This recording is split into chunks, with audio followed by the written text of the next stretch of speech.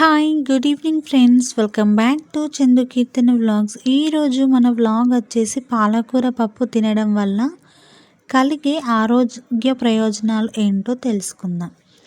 ఈరోజు మనం ప్రతి ఇంట్లో చేసే సాధారణ వంటకం పాలకూర పప్పు గురించి మాట్లాడుకుందాం.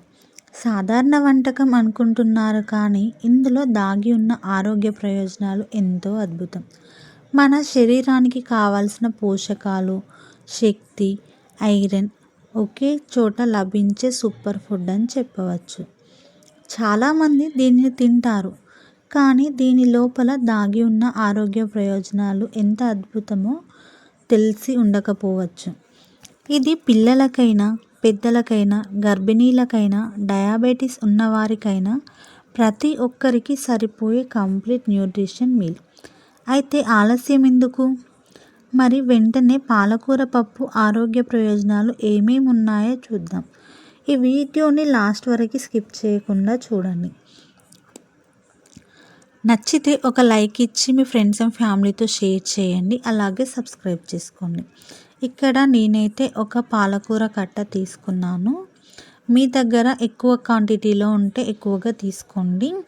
దానినైతే మంచిగా కట్ చేసుకోవాలి. కట్ చేసుకున్న తర్వాత మీరైతే ఇలా వాటర్లో వేసుకొని ఇలా కలుపుతూ అయితే వాష్ చేసుకోవాలి. చూడండి వాటర్ కలర్ అనేది ఎలా చేంజ్ అయిపోయిందో. ఆకుకూరలు ఎప్పుడైనా కానీ వాటర్లో వేసి కడిగాకనే తీసుకోవాలి, ఎందుకంటే అది వాళ్ళు డైరెక్ట్గా తీసుకొని వస్తారు. అలాగే రోడ్ సైడ్స్లో అమ్ముతారు మార్కెట్లో, కాబట్టి ఆకుకూరల పైన దుమ్ము ధూళి పారే ఛాన్స్ ఎక్కువగా ఉంటుంది. సో వాష్ చేసి అయితే తీసుకుంటున్నాను. ఇంతకీ మీకు పాలకూర అంటే ఇష్టమా? లైక్ చేసి కామెంట్ చేయండి. పాలకూర పప్పు టేస్ట్ అయితే చాలా బాగుంటుంది. మీరు రైస్లోకి తీసుకున్నా, చపాతీస్లోకి తీసుకున్నా, దేనిలోకి తీసుకున్నా కానీ టేస్ట్ అయితే అద్భుతంగా ఉంటుందని చెప్పవచ్చు. ముఖ్యంగా ఇలాంటి ఆకుకూరలను మన డైట్లో అయితే తప్పనిసరిగా చేర్చుకోవాలి, ఎందుకంటే ఇదైతే ప్రోటీన్ రిచ్ ఫుడ్ అని చెప్పవచ్చు. మీ పిల్లలకి తప్పనిసరిగా వారంలో ఒకసారైనా కనీసం ఆకుకూరలను తినిపించండి. మనకి ఆకుకూరలలో చాలా కూరలు ఉన్నాయి. తోటకూర, బచ్చల కూర, గోంగూర, ఇంకా చాలా ఉంటాయి, కానీ మనం ఎక్కువగా వాడము. కానీ పిల్లలకి ఇలాంటి ఆకుకూరలు పెట్టడం వల్లనే చాలా బెనిఫిట్స్ ఉంటాయి. ఇక పప్పు విషయానికి వస్తే మనకి పప్పు గురించి తెలిసిందే కదా. పప్పులో ప్రోటీన్స్, ఫైబర్స్ అనేటివి ఎక్కువగా ఉంటాయి.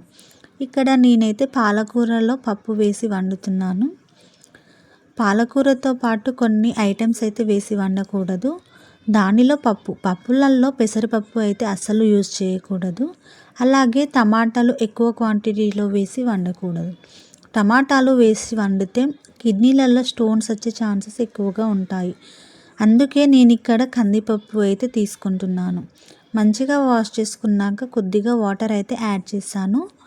ఒక 3 విజిల్స్కి పప్పు అయితే మనకి రెడీ అయిపోయింది. చూడండి పప్పు ఎంత మెత్తగా రెడీ అయిపోయిందో. ఇలా ఉడికిపోతే బాగుంటుంది.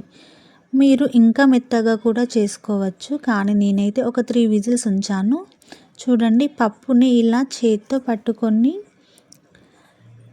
ఒత్తితే మనకి స్మాష్ లాగా అయిపోయింది. ఇంతవరకు ఉంటే సరిపోతుంది. ఇప్పుడు మనమైతే కర్రీ ప్రిపేర్ చేసుకుందాం.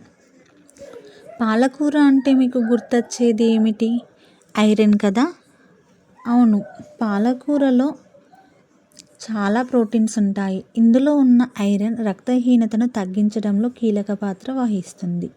ముఖ్యంగా మహిళలు, పిల్లలు రక్తహీనతతో బాధపడుతున్నారు. పాలకూరను తప్పక ఆహారంలో చేర్చుకోవాలి. అంతేకాదు పాలకూరలో ఉన్న vitamin K, vitamin A, magnesium, folate వంటి పోషకాలు ఎముకలను బలంగా ఉంచుతాయి. ఇప్పుడు పప్పు గురించి మాట్లాడితే మన భారతీయ ఆహారంలో పప్పులకి ప్రత్యేక స్థానం ఉంది.